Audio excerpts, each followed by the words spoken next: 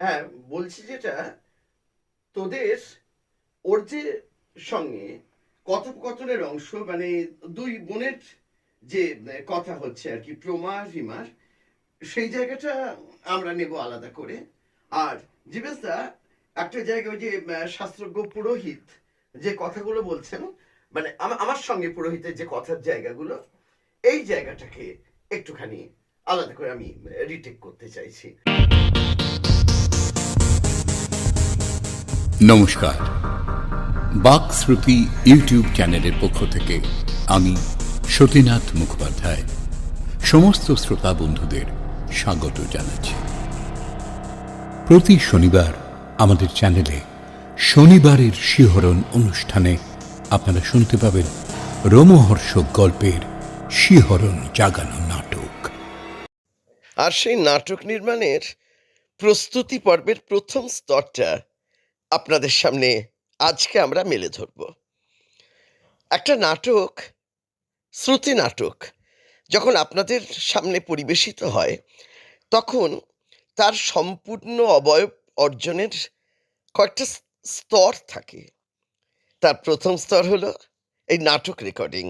এখন আমরা স্টুডিওতে রয়েছি, সেখানে নাটক রেকর্ড করা হচ্ছে। নাটকের বিভিন্ন অংশ, বিভিন্ন মুহূর্ত আমাদের যারা কুশীলব, আমাদের যারা নাট্যাভিনেতা, তারা অভিনয় করছেন। আর তারপর এতে সংযোজিত হবে আবহ, এডিট করা হবে সমস্ত অডিও পোর্শন, আর এক্কেবারে শেষে তাতে গ্রাফিক্স সংযোজিত হবে, অডিও লাভ করবে ভিডিও ফরম্যাট। আর তারপর তার সেই পূর্ণাঙ্গ প্রতিমা আপনাদের সামনে উপস্থাপিত হয় প্রতি শনিবার দিন ঠিক দুপুর 12টায়।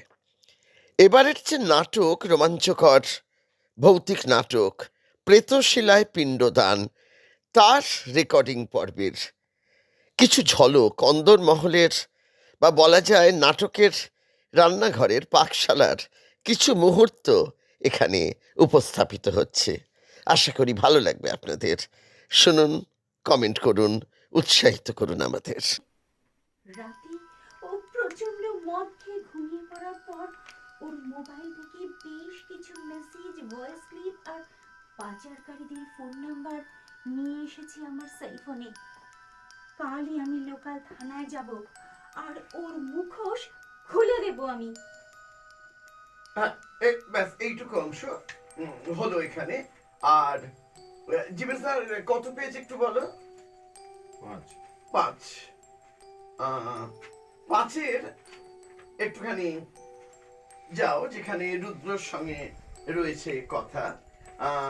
5 নয়, আমার সংলাপের এই 12 পাতাটা রাখতে পারো। 12 পাতাটা। হ্যাঁ হ্যাঁ, ওই জায়গাটা তাহলে একটুখানি বলো। কিন্তু এও সম্ভব? আমার অগ্নিদগ্ধা মৃত বোন প্রেতশিলায় আপনি সদ্যজার পিণ্ডদান করে এসেছেন, তারই ডাকনাম টুনটুনি। কি বলছেন? ঠিকই বলছি। আচ্ছা, এই জায়গাটুকু। আর জীবেশদার সঙ্গে অংশটা একটুখানি 3 দিনে কাজ হবে বাবা, পেজ নাম্বার 4।